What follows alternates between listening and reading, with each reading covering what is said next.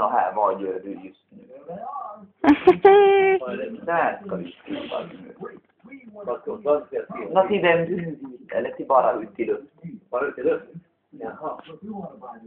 Okej.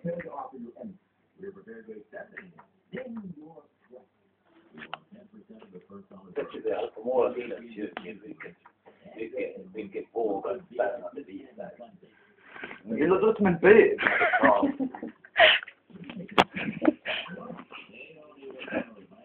Jag kan skriva målat Ninas kök. Med vågar spännande vis där. Som påminner om vitt. Fläskvis.